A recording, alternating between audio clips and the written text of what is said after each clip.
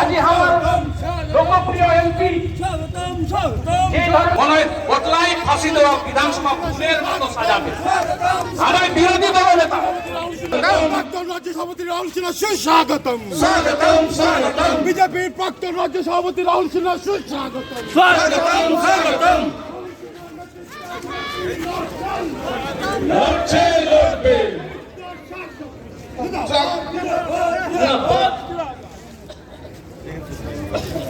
প্রাক্তন রাজ্য সভাপতি রাহুল সিনহা স্বাগতম প্রাক্তন রাজ্য সভাপতি রাহুল সিনহা স্বাগতম প্রাক্তন রাজ্য সভাপতি রাহুল সিনহা স্বাগতম প্রাক্তন রাজ্য সভাপতি রাহুল সিনহা স্বাগতম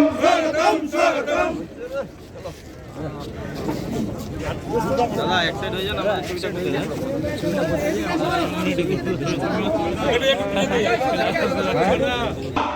আমাদেরকে কাঁধে কাঁধ মিলিয়ে সমস্ত সাপকে বিকাশ নাগরিকবৃন্দ,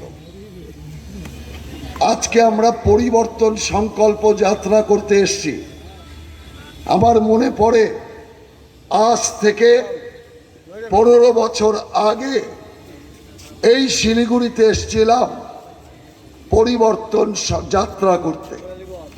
সেই পরিবর্তন সভায় আমি সারা বাংলার মানুষকে একটা কথা বলেছিলাম, হে বাংলার মানুষ, পরিবর্তন তো করবেন, কিন্তু দেখবেন সিপিএম নামক ডাকাত তাড়াতে গিয়ে আরেক ডাকাতকে ঘরে তুলছেন না তো, রঘু ডাকাতকে তাড়িয়ে কালু ডাকাতকে ঘরে আনছেন না তো। যখন এ কথা আমি বলেছিলাম তখন বাংলার মানুষ কি বুঝলো আমি জানি না, কিন্তু বাংলার মানুষ সেই ডাকাত তাড়িয়ে ডাকাতকেই আনলো। আমি মনে মনে ভাবি, আজকে মানুষ বলছে আপনি ঠিক বলেছেন, ডাকাত তাড়িয়ে আমরা ডাকাত এনেছি। আমি বললাম, যদি ডাকাত তাড়িয়ে ডাকাত এনেছেন বুঝলেন, কিন্তু আমি যখন সতর্ক করলাম তখন বুঝতে পারলেন না কেন? পরে আমার এক দাদা বলল, দোষটা তোমারও নয়, লিঙ্গ বিভ্রাটের দোষ।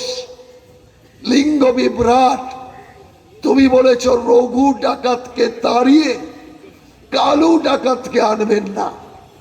লোকেরা রঘু ডাকাতকে চিনে ফেলেছে, সবাই ভাবছে কালু ডাকাতটা কে, সেই কারণে বুঝতে পারেনি। তোমার বলা দরকার ছিল রঘু ডাকাতকে তাড়িয়ে ফুলন ডাকাতকে আনবেন না, ফুলন ডাকাতকে আনবেন না। যেখানেই মানুষ তৃণমূলকে দেখত সবাই কি বলতো, চোর চোর চোর। একদম বড়টা থেকে শুরু করে গুঁড়োটা পর্যন্ত সবাইকে লোকেরা বলে চোর চোর চোর। আর আমি ভাবতাম ছিল ডাকাত হয়ে গেল চোর, লোকেরা চোর বলে, গ্রেড কমিয়ে দিয়েছে। কিন্তু এখন আর নয়, এখন আর ইডি দপ্তরে ডাকাতি করার পর এখন বাংলার মানুষ বলে তৃণমূল ডাকাত ডাকাত ডাকাত, মমতা ডাকাত, অভিষেক ডাকাত, তৃণমূলের সব ডাকাত। এই ডাকাতদের বাংলা ছাড়া করতে হবে। আজকে পশ্চিম বাংলাতে বসে আপনাদের ভাবতে হবে, এই পশ্চিম বাংলা বাংলাদেশ বানানোর এক ষড়যন্ত্র চলছে। সেই ষড়যন্ত্রের বিরুদ্ধে একমাত্র বিজেপি ছাড়া কোন রাজনৈতিক দলকে আপনি পাশে পাবেন না। মমতা ব্যানার্জি আজকে, অরুণদা বলছিলেন, মহাকালের মন্দির তৈরি করছে, দুর্গা আঙ্গন করছে, জগন্নাথ দেবের মন্দির প্রতিষ্ঠা করছে। আমি স্মরণ করাই, এই মমতা ব্যানার্জি একটা মিটিংয়ে উঠে 17 বার 18 বার ইনশাআল্লাহ ইনশাআল্লাহ ইনশাআল্লাহ আল্লাহ ছাড়া বক্তব্য রাখতেন না, আল্লাহর নাম ছাড়া বক্তব্য রাখতে পারতেন না। একবারও দেবদেবীর নাম নিয়েছে? কোন দেব দেবীর নাম নিয়েছে। যখন বুঝে গেছে মুসলমানকে ঠকানো হয়ে গেছে, মুসলমানকে আমি আমার ব্যাগে ভরে নিয়েছি, পোষা বানিয়ে দিয়েছি, যা বলবো তাই শুনবে। এখন দেখলো আস্তে আস্তে একটু দেব দেবীর নাম করা দরকার। সেই কারণে শুরু করলেন কালী মাতা, দুর্গা মাতা। অভ্যাস নেই তো বলে ফেললেন বিষ্ণু মাতা। কোনটা পিতা কোনটা মাতা জানে না তো, আল্লাহ ছাড়া কিছু বলেনি তো, বিষ্ণু মাতা।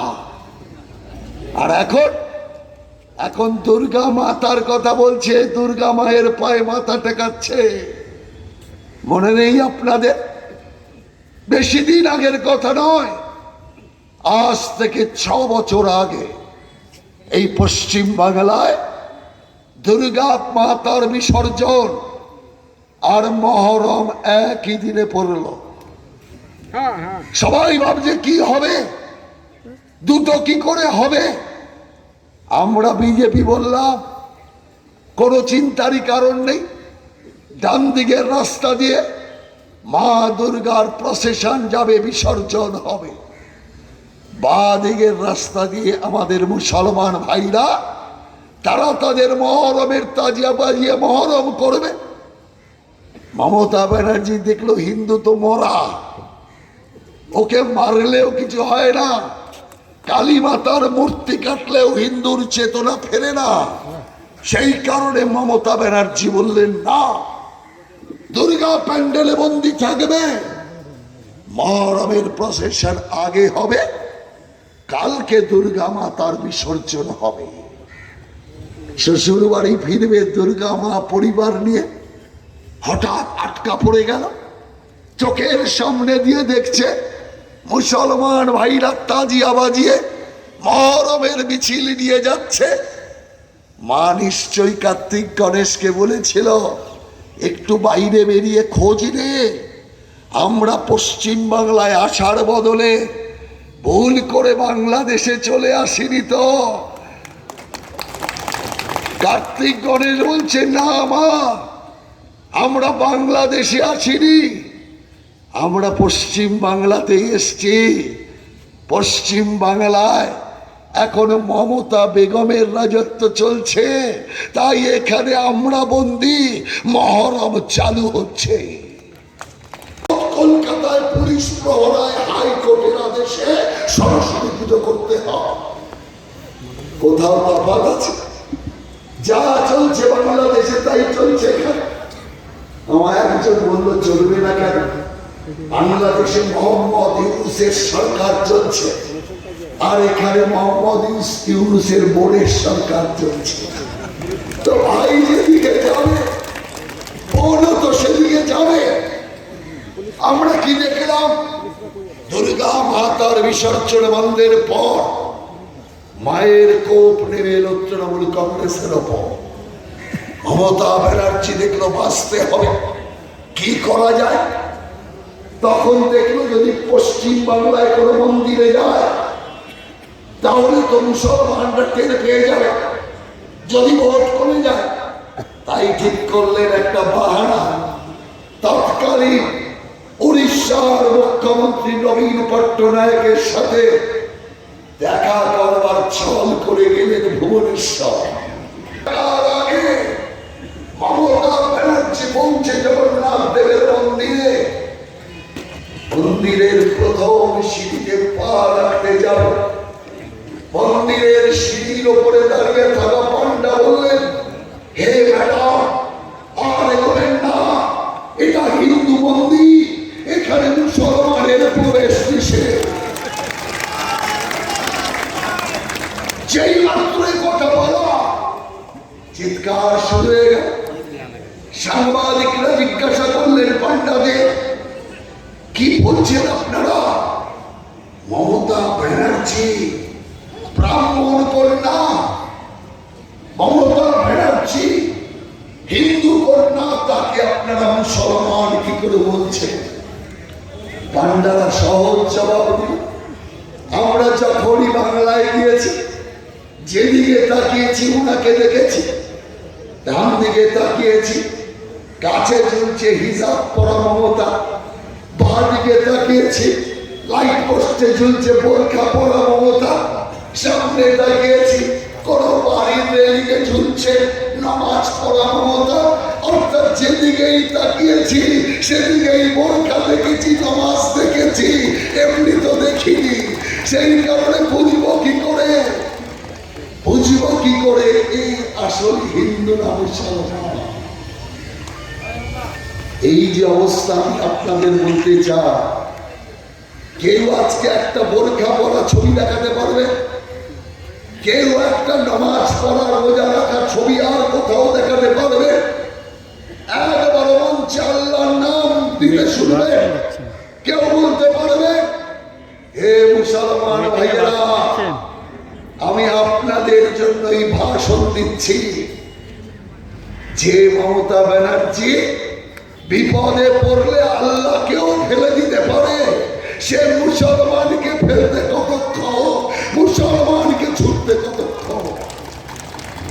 সেই কারণে আজ একায়রায় পড়ে মহাদেবের নাম নিচ্ছে। আপনারাও মহাদেব ভক্ত, আজ সোমবার মহাকালের দিন প্রতিজ্ঞা করুন। এই মহাকালের দিনের প্রতিজ্ঞা নিয়ে তৃণমূলের সর্বনাশ আগামী দিন আপনারা করবেন, এটাই আপনাদের প্রতিজ্ঞা হবে। কি অবস্থা? পশ্চিম বাংলায় রাম নাম নেওয়া যাবে না। আপনি দেখেননি? টিভির পর্দায় সবাই দেখেছে